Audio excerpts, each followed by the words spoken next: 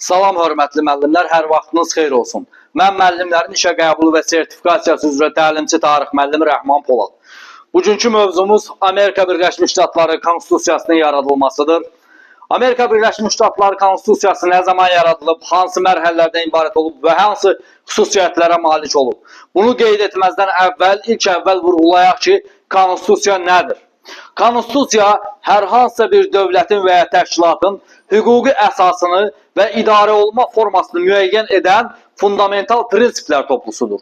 Ali hüquqi qüvvəyə malik olan topludur. Dövlətlərin iqtisadi, siyasi və hüquqi əsaslarını təsbit edən qanunlar normativləridir. Bir sözlə, Konstitusiya vətəndaşların hüquq və azadlıqlarını elan edir və zəmanət verir. Bu haqqında olan da eyni zamanda qanunlar toplusudur. Və ən əsası isə Konstitusiya dövlətlərin və ya təşkilatların əsas qanunu, anayasası hesab olunur.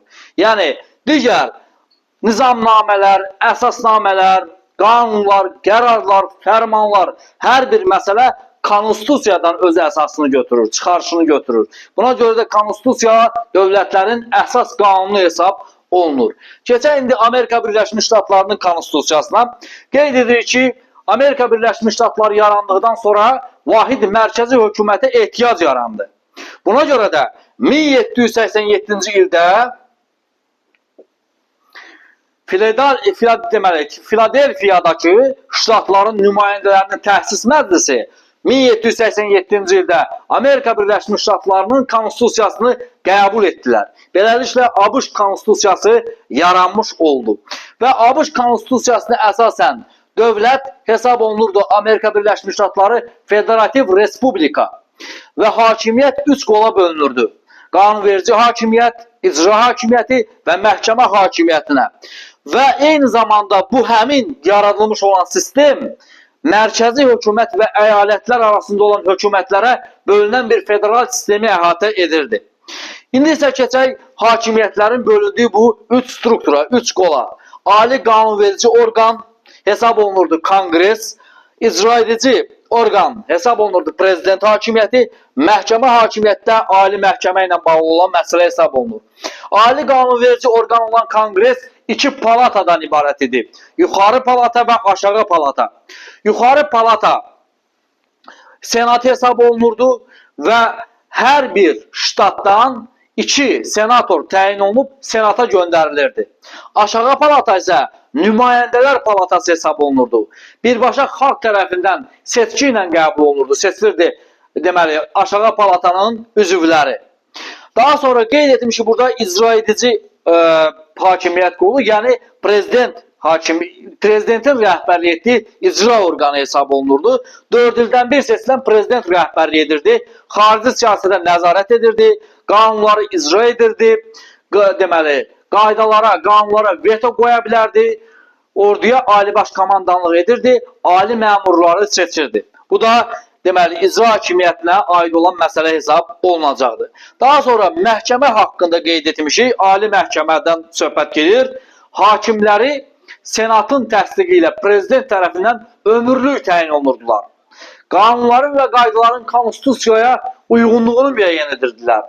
Konstitusiyanın ali quruluşunu təsbit edirdilər, təsdiq edirdilər və ona uyğun qərarlar qəbul edirdilər. Daha sonra burada qeyd etmişik federal hökumət barədə. Federal hökumətin səlahiyyətlərində olan hansı məsələlər vardır? Vergi toplamaq, ordu toplamaq, ticarəti tənzimləmək, milli valyuta yaratmaq. Bunlar hesab olunur federal hökumətin səlahiyyətlərində olan məsələlər. Bu, Amerika Birləşmiş Ştatları haqqında etdiyimiz qeydlərdən ibarətdir. Daha sonra Amerika Birləşmiş Ştatlarının Konstitusiyasının biz məhdud cəhəti haqqında danışacağıq. Məhdud cəhəti seçki haqqında olan qanunla bağlıdır. Yəni, daha doğrusu seçki hüququnun göstərilməməsi ilə bağlı olan məsələdir. Burada nə qeyd olunur? Seçki məsələsi hər ştatın daxili qanunvericiliyi ilə nizamlanırdı. Lakin bütün ştatların hamısında seçkidə iştirak edə bilmək üçün müəyyən bir əmlaka sahib olmaq lazımdır. Yəni, əmlak sensi var idi ABŞ Konstitusiyasına görə seçki məsələsi ilə bağlı. Lakin seçki dediyim kimi tam şəffaflıqca bildirilmirdi. Seçki haqqında qeyd olunmuş ki, ştatların daxili qanunvericiliyi ilə bağlı olan məsələ hesab olunur. Qullar, hindular, qadınlar və deməli aşağı təbəqədən olan insanlar iştirak edə bilməzdilər seçkidə. Seçkilərdə iştirak edə səlahiyyətləri yox idi.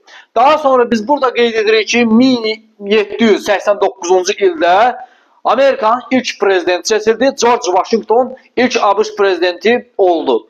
Daha sonra ABŞ prezidenti George Washington 1791-ci ildə Konstitusiyaya hüquqlar haqqında bil adlı 10 düzəliş, əlavə və düzəliş edildi və bununla da vətəndaşlara söz, yığıncaq, toplaşmaq, sərbəst deməli ifadə etmək, din, vicdan azadlığı və s. kimi əlavə deməli hüquqlar verildi. Eyni zamanda məhkəmənin qərarı olmadan həbslər və axtarışlar qadağan olundu. Daha sonra isə burada qeyd etmişik Ağ Ev haqqında hansı məsələdən ibarətdir? George Washington Amerikanın atası hesab olunur, Amerikalıların atası hesab olunur. O ABŞ prezidentlərinin iqamətgahı olan Ağ Evin tikintisi barəsində fərman vermişdi, qərar qəbul etmişdi. Lakin Ağ Evdə işləmək ona qismət olmadı. Çünki Ağ Evin inşası onun vəfatından 2 il sonra ərsəyə gəldi çatdı, başa çatdı. Elə Amerikanın paytaxtı da onun soyadının şərəfinə adlandırılıbdı, George Washington'un şərəfinə. Bu şəhəri o özü təyin etmişdi, özü seçmişdi bu ərazini ki, bura paytaxt olsun.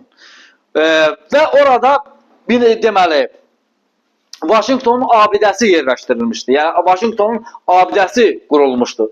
Həm Konqres də qərar qəbul etmişdi ki, bu şəhərdə bu abidədən hündür heç bir tikili ola bilməzdi. Hətta George Washington qeyd etmişdi ki, onun ayağı heç vaxt Londona dəyməyəcək. O ömründə heç vaxt Böyük Britaniyaya səfər etməmişdi. Və hətta onun abidəsi 1924-cü ildə Londona bəxş ediləndə abidənin aşağı hissəsinə Amerika torpağı tökülmüşdü. Ümumilikdə Amerika Birləşmiş Ştatlarının konstitusiyası haqqında qeyd etdik. George Washington ilk prezidenti haqqında qeyd etdik. Konstitusiya nədir? Bunu öyrəndik və seçki hüququndan, ABŞ seçki hüququnun o vaxtki 18-ci əsrin sonlarında olan məsələlərini qeyd etmiş olduq. Ümid edirəm ki, bu sizlər üçün faydalı oldu. Hər birinizə müvəffəqiyyətlər arzulayıram. Sağ olun, salamat qalın.